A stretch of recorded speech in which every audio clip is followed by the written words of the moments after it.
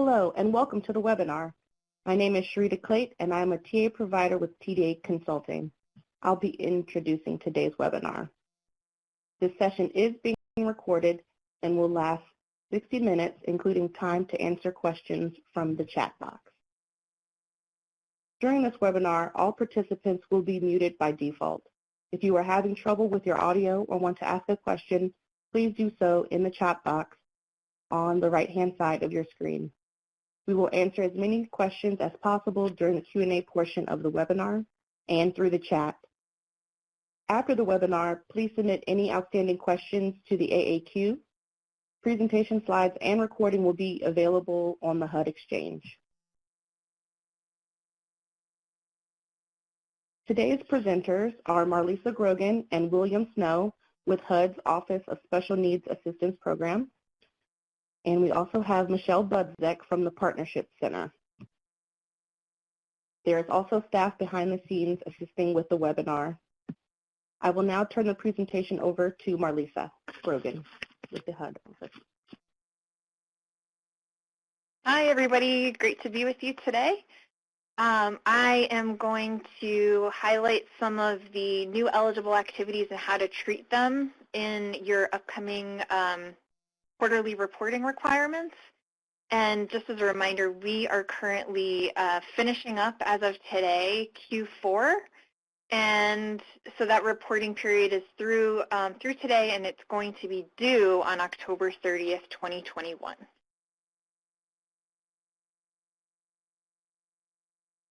The updated guidance for Q4 has already been posted. It's available on the HUD Exchange, and we'll put a link. It's also hyperlinked on this screen. But you can also access this new updated guidance, the supplemental guidance, right from your Sage Launchpad. And we've got a screenshot here for what it's going to look like and highlighted Q4. So you could just click right in there while you're in Sage working on your report to access this supplemental guidance, which we're going to be going over today. So here in your reporting requirements form, we're highlighting how the screen is going to look a little bit different. You have to make sure that your report is logistically consistent. So pay particular attention to the nuances and the new additions here. If you're identifying a component, namely temporary emergency shelter, street outreach, rapid rehousing, or homelessness prevention, ensure that you also have a bundle and funds expended along with that. And then if you're identifying a unique COVID activity, make sure that you've got a narrative and also funds expended. So that's sort of like a check, that if you're checking off one of these boxes, make sure that you're meeting the criteria here on this slide. And if you've got any questions as we're going through these slides, please include them in the chat. I'll try to address them if I see them, but otherwise we've got our experts here, William Snow and Michelle Budzek, to help answer them as they come up. So one of the new unique activities included in the updated ESG-CV notice, that's CPD notice 21-08, is cell phones. So here we've got highlighted cell phones, and there are really two categories. One is for persons participating in an ESG or ESG-CV funded project. If you are funding that, especially for ESG program participants in particular, you can budget them in IDIS under the emergency shelter, street outreach, rapid rehousing, or homelessness prevention activity type. And then you're going to be reporting on that respective activity in Sage. If it's funded under emergency shelter, you're going to be reporting on the budget line item, emergency shelter essential services. If it's budgeted under street outreach in IDIS, then you're going to be reporting on it in Sage under street outreach essential services. It's going to be included in rapid rehousing services in IDIS if that's where you're funding it. in IDIS. And then for homelessness prevention, it would be the expenditures would be reported under homelessness prevention services. There's no unique activity narrative required for this. And then we're dealing with cell phones for program participants in a COC or YHDP funded project separately. So in all cases where you're using ESG-CV funds for cell phones that are going to program participants in a COC or YHDP funded project, that is going to be budgeted in all cases under the street outreach component in IDIS. And in SAGE, you're going to report on it, you're going to report those expenditures under the other ESG-CV expenditures category, and it's its own budget line item highlighted in red here. So that's where that is going to be. It's its own budget line item, only in the case where it's a COC or YHDP funded project activity. And then there's also no unique narrative required in this case either. And you'll notice in this slide and in upcoming slides, when there's no new HMIS data collection required, we've got that annotated in the green box. So that's just a handy reference so that you know you're not making additional, you don't have additional data collection requirements associated with that activity. For coordinated entry COVID enhancements, so these are the activities that are now eligible using your ESG-CV funds. Coordinated entry costs above and beyond strictly related to COVID response measures.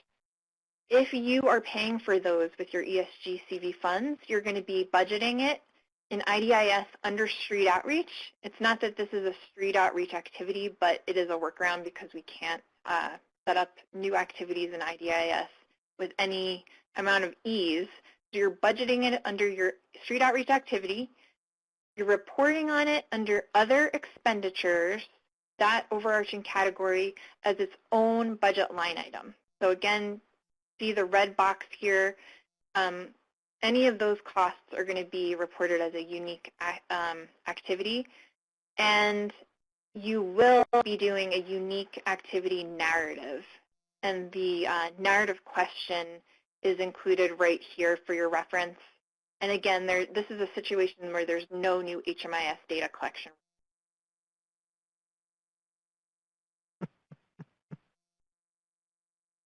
For the essential services budget line item, there are two different scenarios here.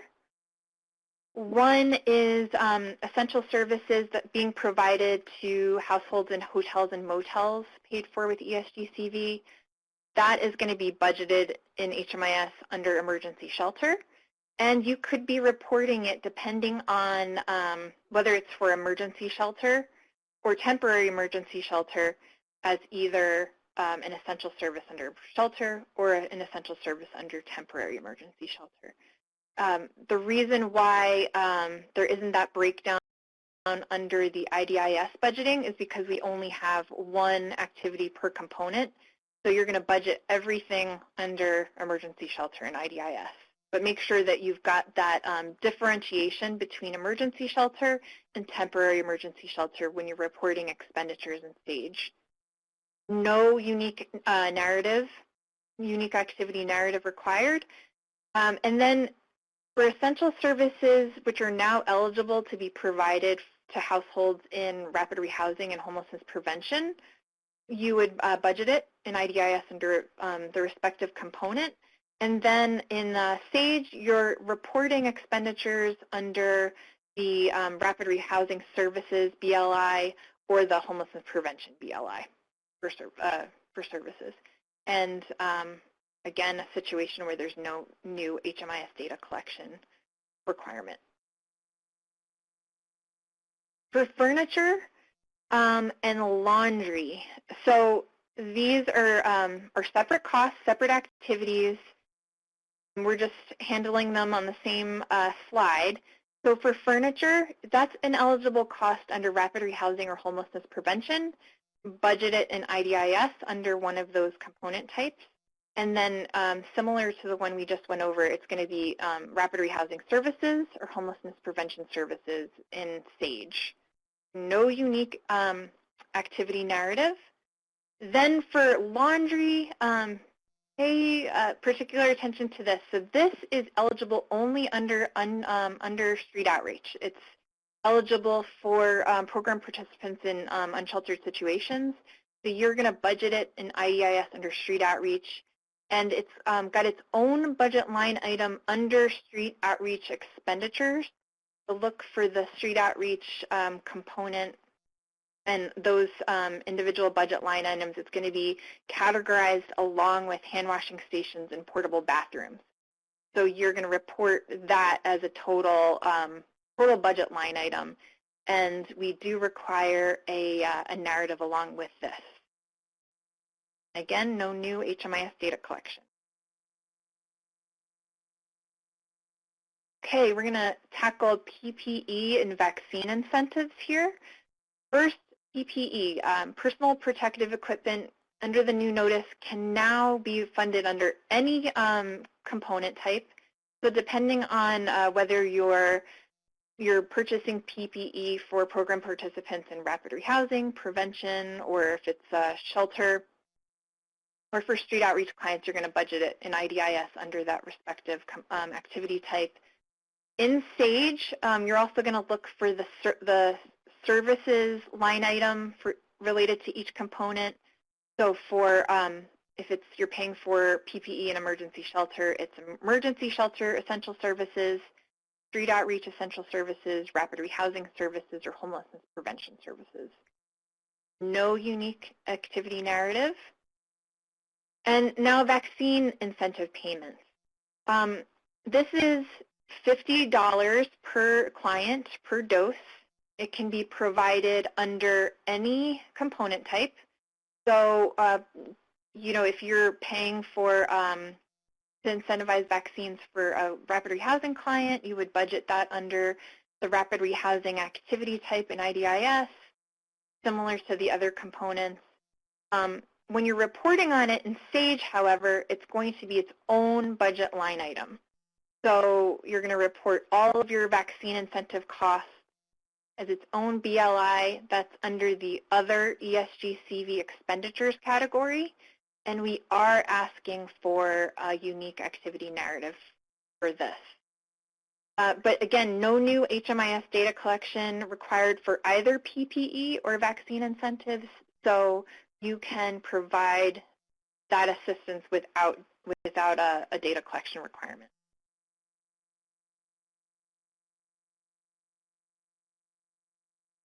Renter's insurance. This can be budgeted under either rapid rehousing or homelessness prevention, and that would go under the services category for either component type. Similar to that, you would handle sponsor-based rental assistance, so we're not requiring any further breakdown. You would just categorize those under the component type in IDIS and then report out the expenditures under the services BLI, and no new HMIS data collection requirements and no narrative required for those. Great. With that, am I covering this one or are you, Michelle? Am I turning it over to you now? Yep. Oh, thank goodness. I think you are. I just want to stop before I go on. I'm going to go through a whole bunch of frequently asked questions and what's going to happen in your reports now. But if you have any questions about the unique activities that we haven't answered, go ahead and throw them in now. And Marlisa will either answer them or we can type you back an individual answer. I want to make sure that everybody feels comfortable with how they're doing these new unique activities, because there's a bunch of them.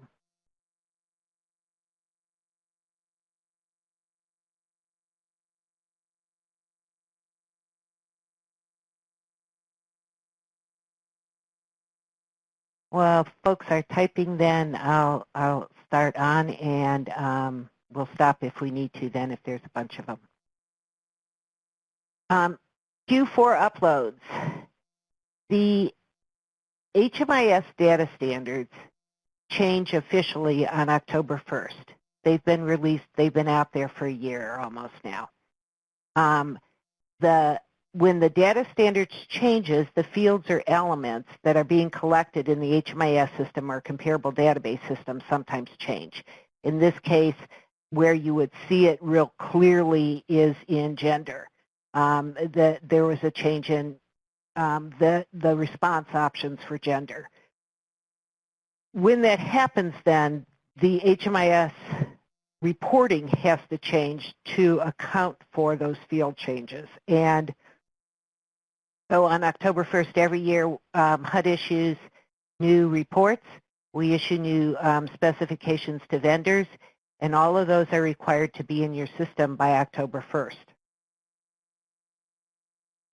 So when you generate a report for Q4, you're going to be using a report called, your HMIS people are going to be using a report called ESG-CAPER 2022. It's fiscal year 2022 is what they're going off of, and that's the report that you're using. If your subrecipients try to upload a report in the old format, it won't work. SAGE won't take it, so they have to use the new reporting format. We are not aware of any vendor at this point that is saying that they absolutely cannot do it or that it hasn't been done.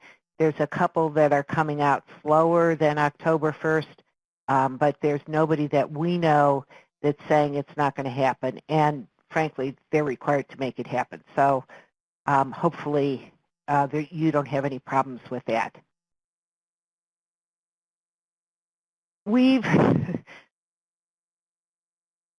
I had a light bulb moment somewhere in the process of this and doing some other ESG work that part of the problem or part of the struggle that some of you are having is what actually is a project. And that a project isn't really a contract. A project is something that's going on the ground. So a shelter. You usually have a shelter building, right? Shelter building for maybe families and another shelter building for maybe men or single folks. And both of those shelters could be run by one agency. Let's just say the Salvation Army runs both of those shelters. Each one of those shelters is its own project.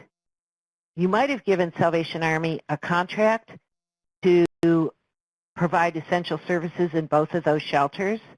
You don't put them together as one in the report, just saying you want the Salvation Army shelters. You put them in as two shelters. So that's one issue. The next issue that folks get scrambled up on, again, is that they've given a contract for a shelter to provide essential services. And they've named the service to increase their case management in the shelter to respond to COVID. It's cool. You can do that. Having a project like case management in a shelter, you think of as a project. We don't. A project is a component for HUD. So the project is the shelter. The project is not the essential service that you're providing.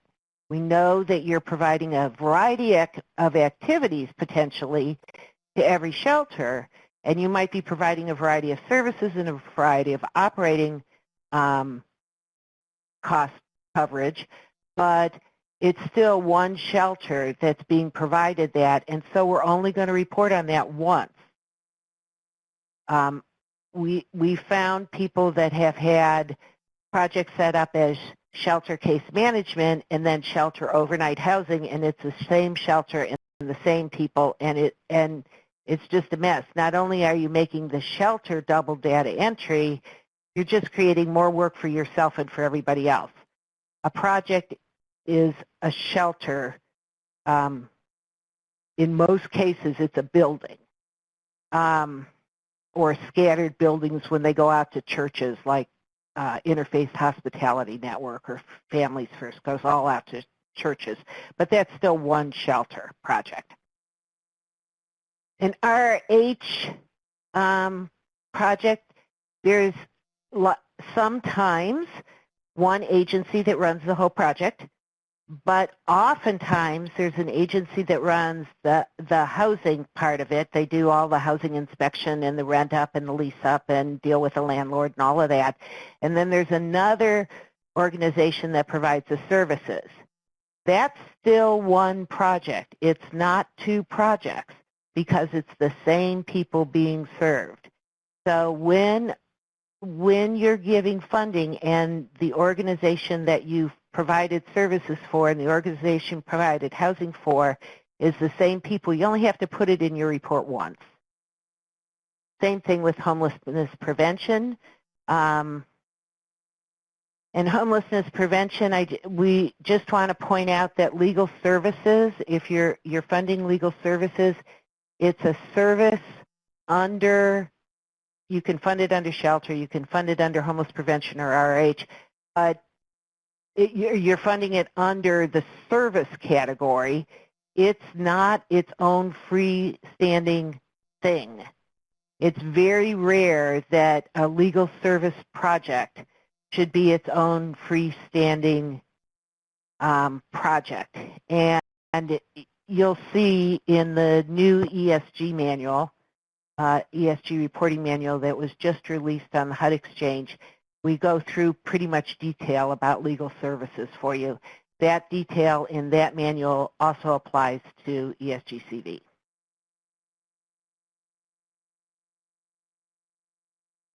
Do I need to stop? No. Okay. No, I don't think so. Okay. I couldn't tell. I could just see people typing. So again, I said this, a project is a project. It's not about the contracts. So if you have multiple contracts with a project because you've taken money out of round one and you gave them a contract that way, and then round two came along and you gave them another chunk of money out of round two, it's still one project. So unless you had a huge gap in time for a shelter between round one and round two funding, you don't need to close it and reopen it for the next round. It's still one project. You're reporting on that one project. It's only if you've left that shelter funding lapse and they can't go back and recoup it. And in most of the cases I've talked to, the contract allows them to go back and kind of butt end their last contract to the next contract. So it's a continuous program. Don't set up a new project in SAGE. Not needed. You're just going to cause everybody more grief in pulling the reports. Just don't need to do it. Closing projects. We've had a bunch of people that have had trouble with understanding when and how to close a project in SAGE. And so I changed some of the wording on the screen for you. Hopefully this helps to show you that we want the month here the project began serving clients and the month that the project closed. Stop serving clients. If the project didn't close, it's ongoing. People somehow thought that they were reporting, they had to put in the reporting quarter dates here, which was causing the bundles to get all messed up and you having tons of bundles when you didn't need them. And we'd have to go back and fix that. So I'm just reminding you that if your project is still going, it's ongoing. And if you try to put in 9/30/2021 this time, you're going to get a warning to ask you, did it really close on 9/30? So that you can't make that mistake. So where we can help you not make the mistake, we're trying to do it, but can't do it all the time. This one hopefully will help. One more time, Expenditures is funds spent by the recipient or subrecipient on an eligible activity. You don't have to have the invoice paid. You don't have to have drawn it down from IDIS, but you have to report it in SAGE. So the SAGE reports are almost always going to exceed your draw from IDIS. It doesn't balance with IDIS. You can't do that and think you're a happy camper because you're in balance. If you're in balance, you probably didn't report something. We need you to report all of the expenditures. It's really critical that you're doing that, especially this quarter, because it's at the end of this quarter that that HUD is looking and checking again at the 20% expenditure. So please be sure that if the funds were expended, you're reporting it on the financial report. We've made the financial report able to take a negative figure now. We know that that you guys are totally accurate or trying to be totally accurate in your reporting. And so when you're reporting invoices that haven't been paid yet, and then they go through your approval process and you find out that there's $100 in an invoice that wasn't an eligible expense and you're not going to reimburse for it, now all of a sudden you need to do something. You may put a negative figure into the financial information form to do that. You may increase the money in a line item, or you may decrease the money in a line item, or if you don't have any expenditures this quarter in that line item and you need to decrease it, you may and put a negative number in. So trying to help you, because I know there's an incredible feeling of I've got to balance to something. And so we're trying to help you as much as we possibly can get you a system that you can feel comfortable in balancing to. When you go to generate a report from SAGE at the end of your Launchpad, you used to have just one button that printed a report, and it was a goofy report. It mushed all of the projects together into one wild CSV that actually was getting totally out of control because of the cumulatives and the quarterlies and everything. So we have created a form that you can print just the forms, just the stuff you typed in on the page, and everything will print out, or you can use the Aggregator, and it's a tool in SAGE that will allow you to print just all of your shelter information or all of your RH information, or all of it combined together if you want. And the instructions on screen we hope are pretty clear. Let us know if you have trouble and you need help with that, but hopefully they're pretty clear. That report in the Aggregator is always there. It's there for ESG-CV, and it's there for your regular CAPER, and it allows you to pull out things like, simple things like how many people did I serve this quarter, or how many people have I served in emergency shelter the whole year, the whole time. And so when you're looking for reports because your city council is asking or state government is asking, you can pull that number out using the Aggregator too.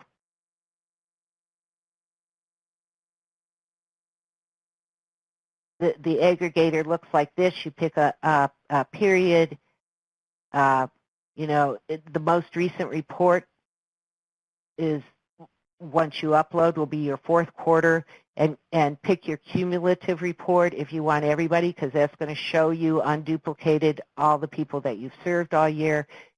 Again, pull it by a component, pull it by the whole report, or just pull it by one of the questions asked. And that's it. I'm done. Do we have questions that haven't been answered?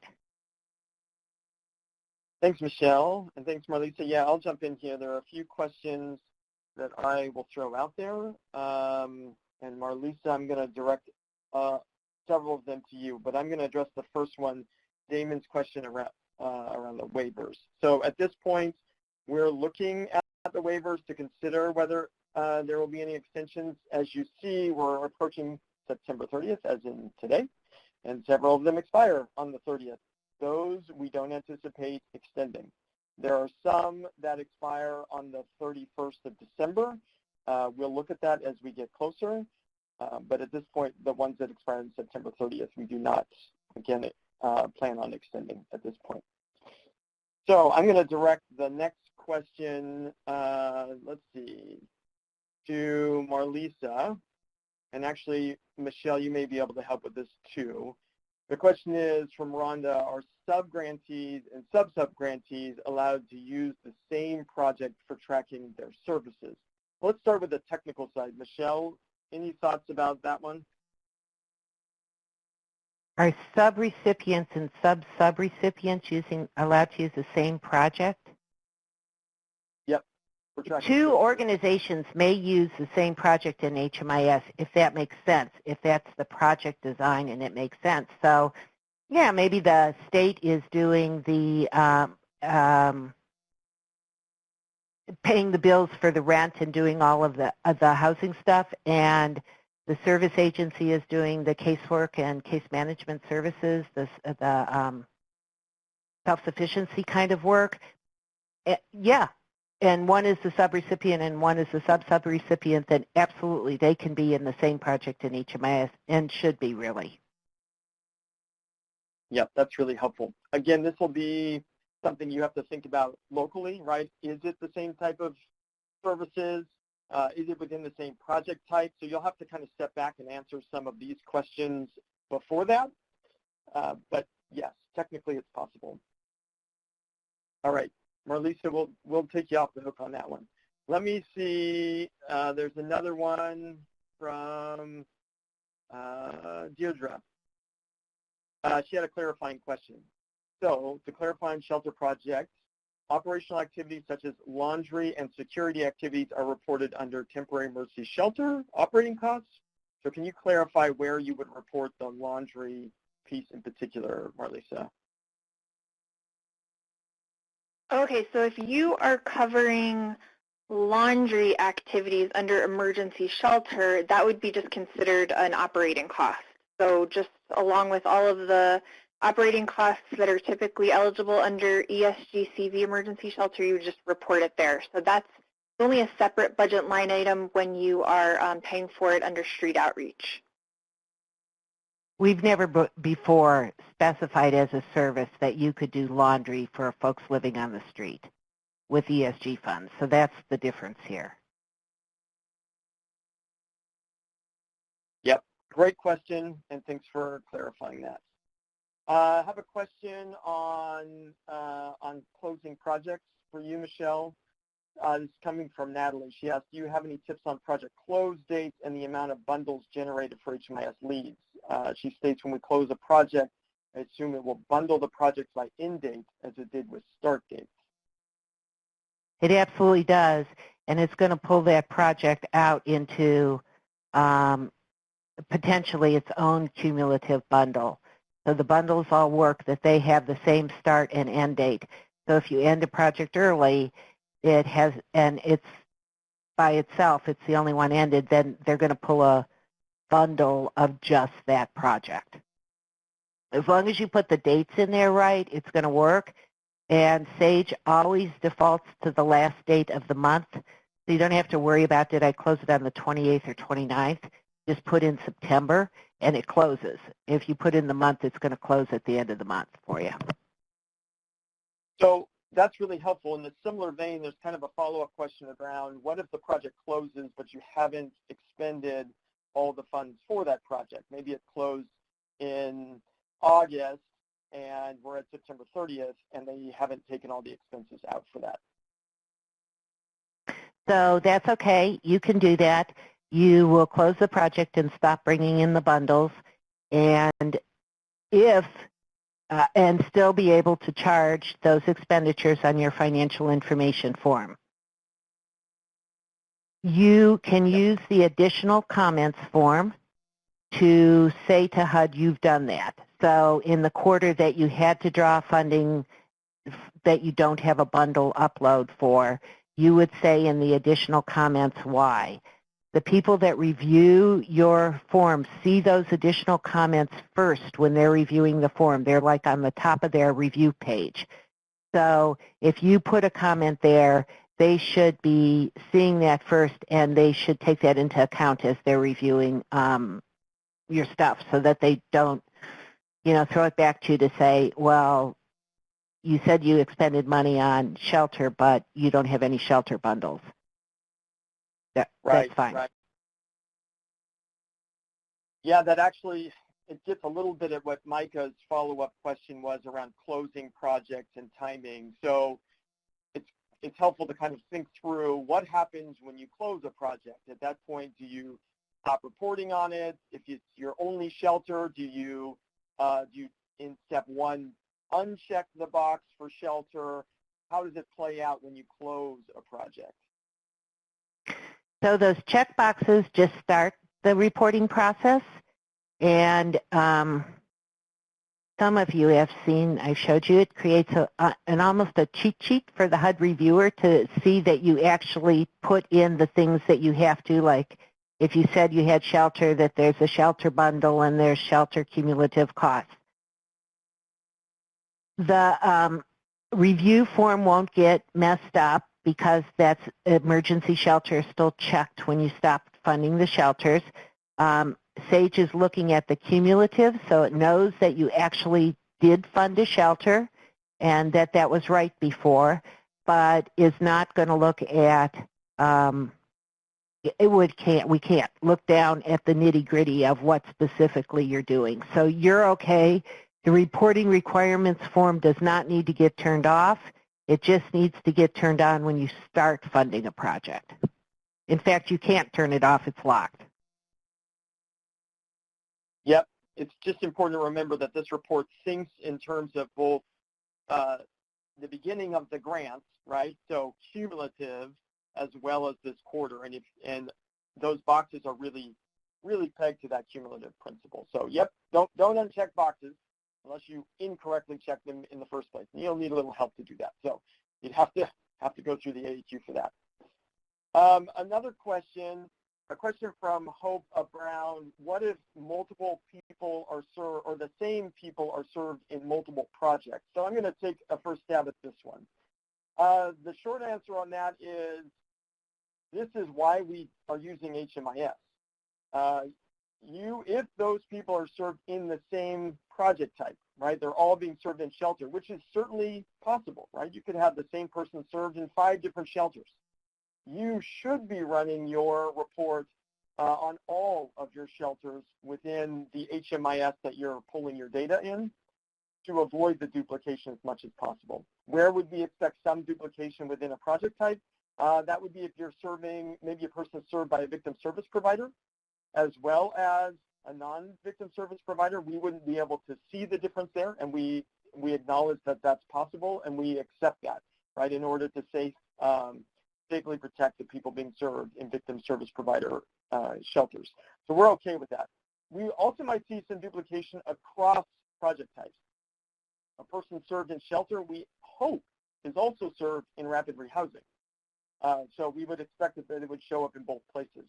And we are definitely comfortable with that as well. So we understand that. We actually don't report some aggregate number of everyone served. We actually report typically by project types when we speak to the Hill or others, because we have this knowledge of duplication across project types. So it's a great question. I saw another question around, are these materials going to be available in the future? Yes, we absolutely plan on publishing all the resources here.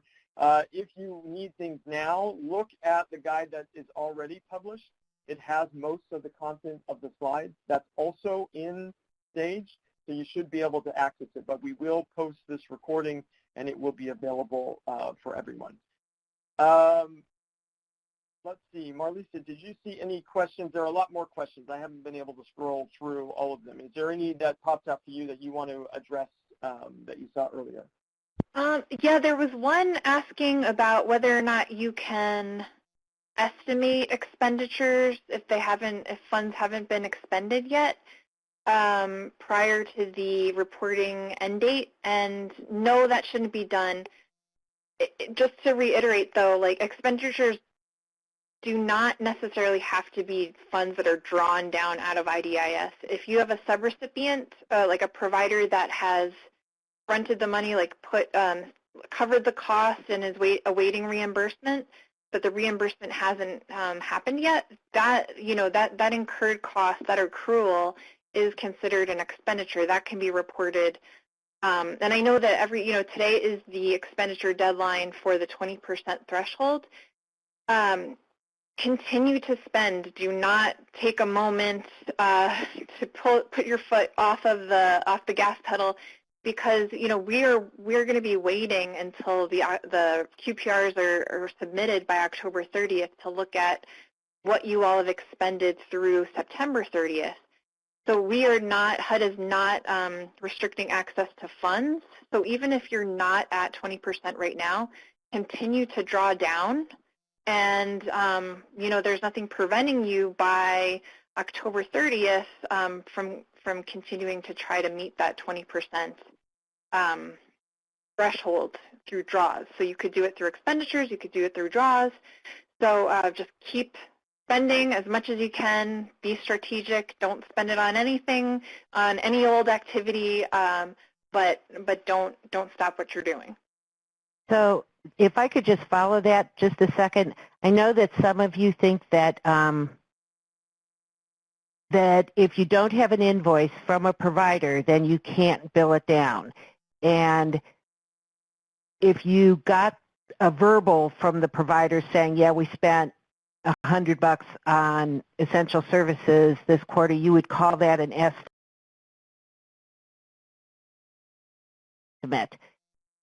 That you want to report. That kind of estimate you want to report. You just don't want to make it up out of the blue. If they said they spent it and told you they spent it on the phone, or sent you an email that they spent it, but it's not on the correct form, it hasn't gone through your whole process, then we don't want you to make it up.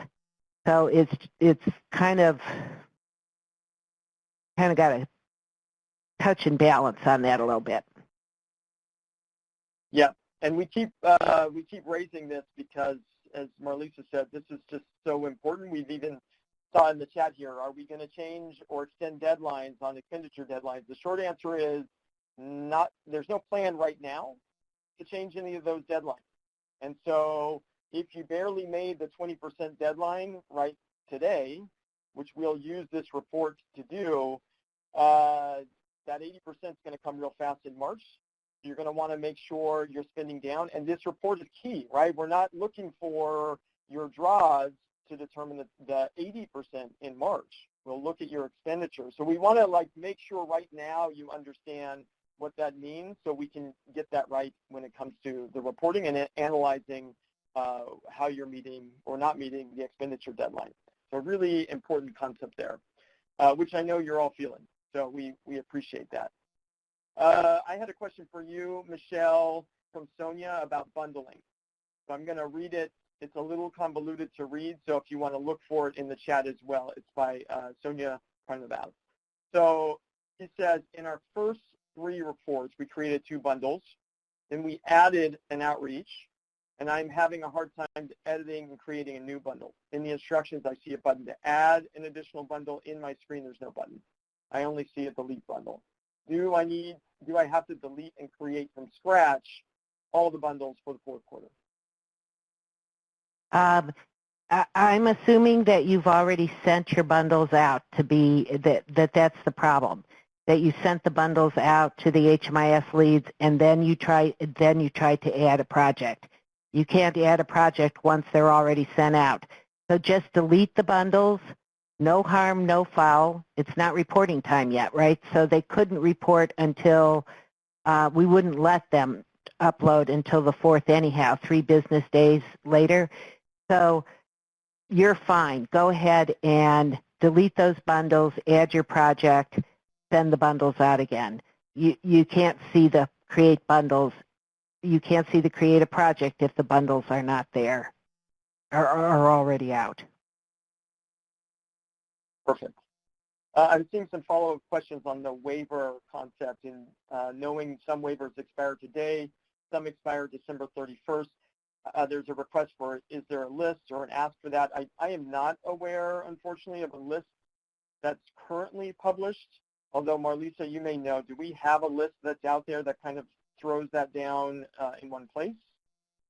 We are working on finalizing it and getting it up as soon as we can. It's a waiver matrix summary, so it's going to list, it actually only lists the ESG-CV waivers, but there is another resource that we can update and post, which also includes the COC waivers. So we can work on that. Great. Thanks, Marlisa. Another bundling question, Michelle. If you have a day shelter and an emergency shelter, can that be bundled in the same shelter project? Yeah, Sage will take a bundle by component. So if you have a day shelter, you've got a grandfathered transitional housing program, and you've got an emergency shelter, Sage will take those all in the emergency shelter component. You don't have to worry about the project type being different.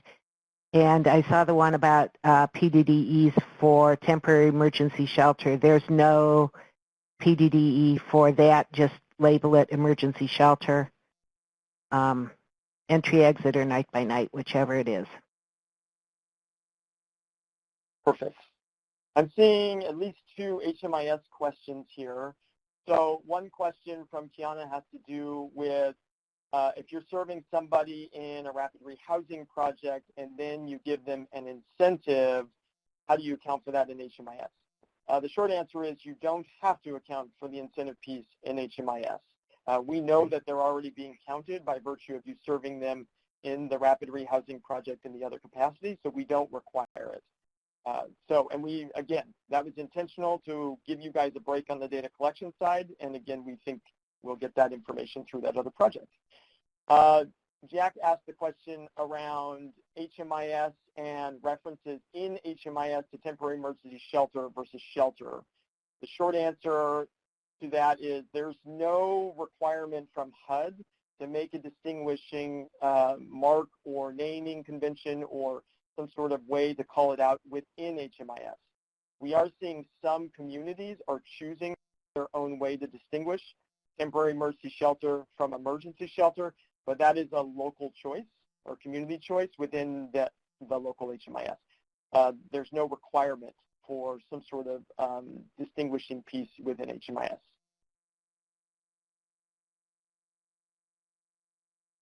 All right, I know there are more questions. I don't know, Marlisa, if you saw another one that you want to raise while I kind of scroll down a little further.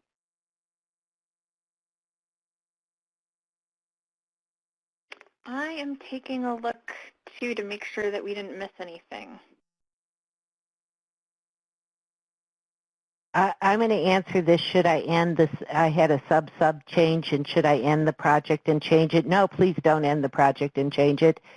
If it's driving you nuts that it's the wrong project sub-recipient on the on your report, if you send me a note through the AAQ and ask me to change the project name there and tell me that it's because the sub changed, I'll change it and put a note for you in the comments in that note box to just reference that it was changed on some date.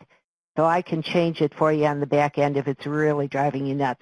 But it doesn't matter to HUD. It doesn't matter for reporting that the name is the same. Right, thank you.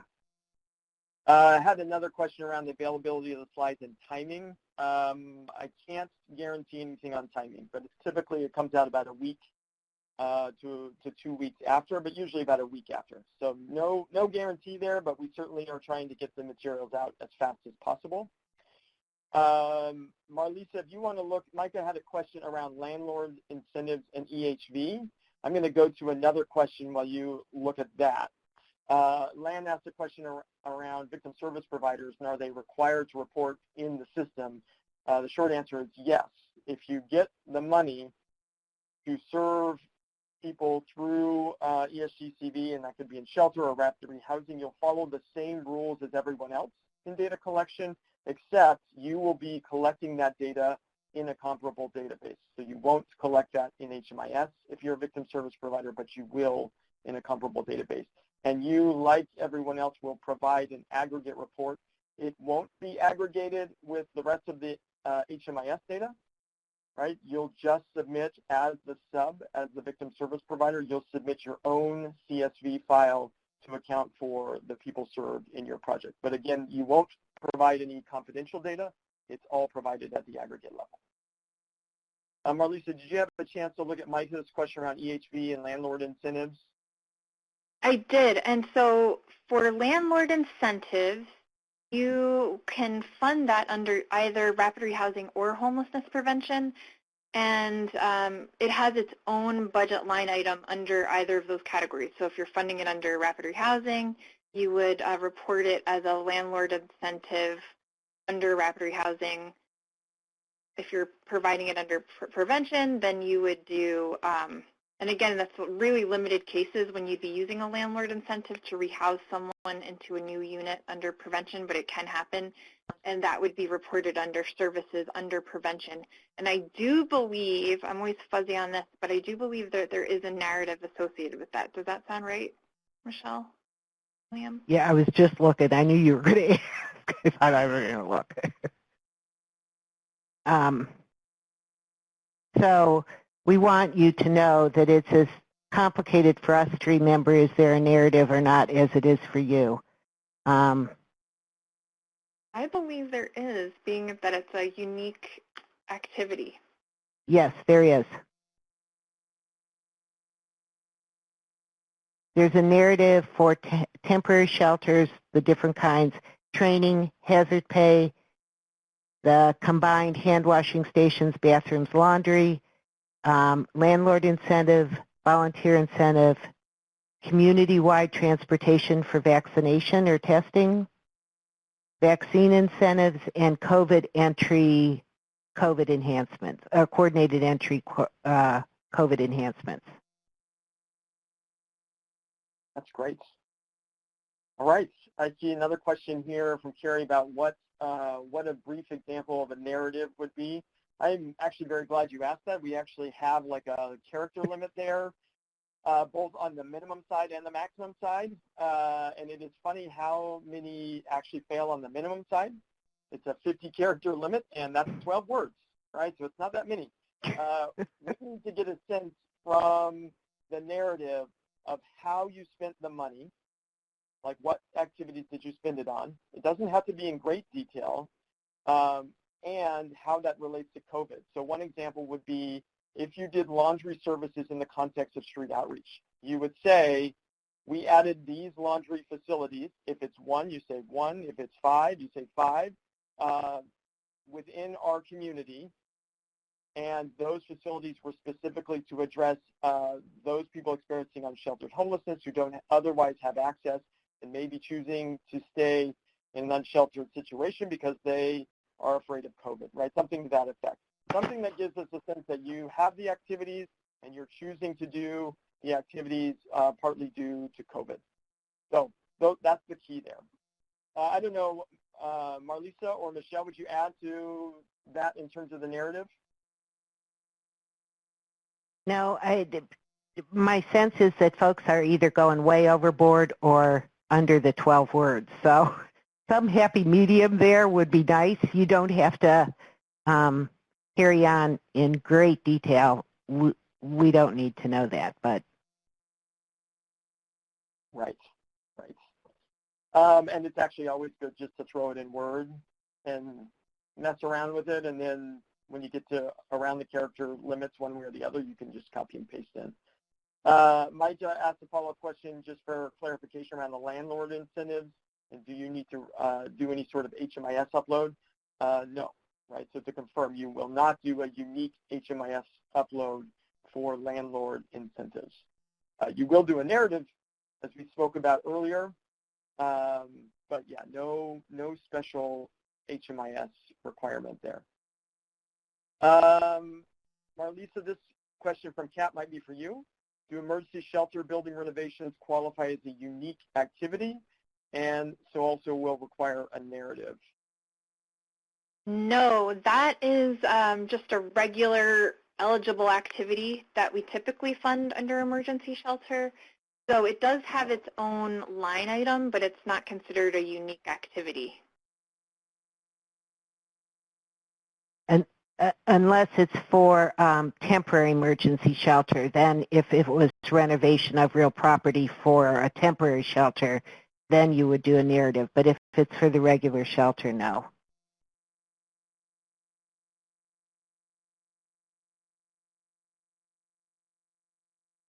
All right, are there any questions that we may have missed?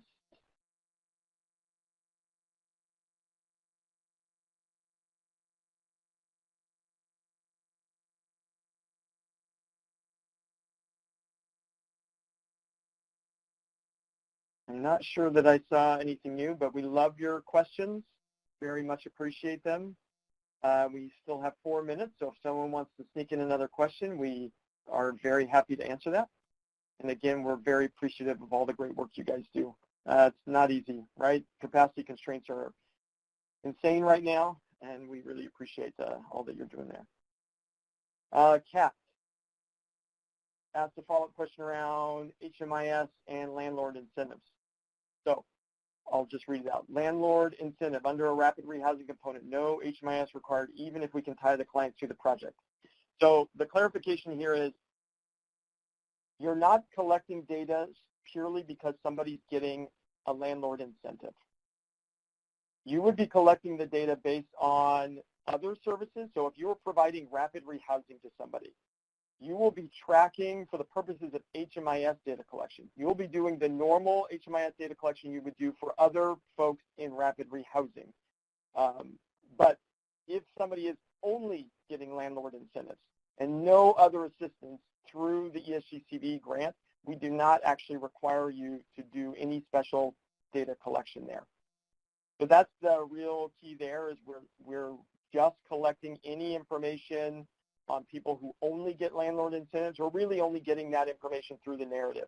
So a good example of the narrative would be we served 50 households with landlord incentives to prevent or to help them as they stay away from the threat of COVID-19, right? Something simple like that.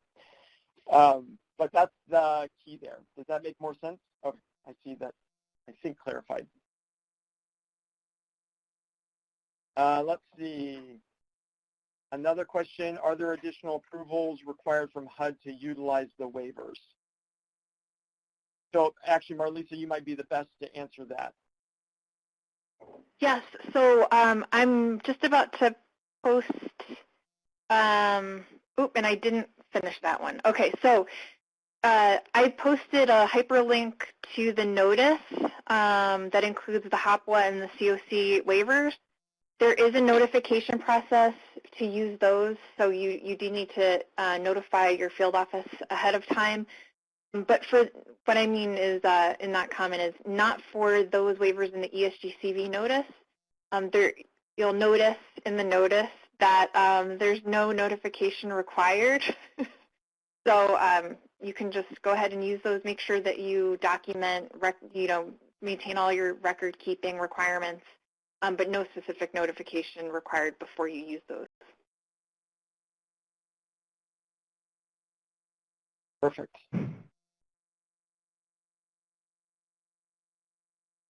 Micah's question, this probably might be the last question we get. And he clarifies it may end up being an EHV question. Is it necessary for the landlord incentive, I'm assuming that this would be funded through ESG-CV, to be captured in HMIS for EHV reporting? So if that landlord incentive is being paid for with ESG-CV, you won't do any unique data collection unless you're providing other services through ESG-CV. For EHV reporting, I am not aware that you'll do any unique reporting for them, right, in the PIC-NG system, for instance. So I think the short answer to your question, Micah, is no.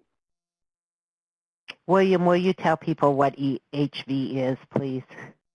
Oh yeah, great point. EHV, Emergency Housing Vouchers, that's the program funded through, well, really the funding goes through your public housing authorities, your PHAs. Great program. We love to see you guys pairing the money with that as much as possible. That's I see we are at time. Again, thank you all very much. Thanks, Michelle and Marlisa, and Becca also helping us with questions, and Sharita and Lola for helping us get this all set up. Really, again, appreciate all of you and look forward to seeing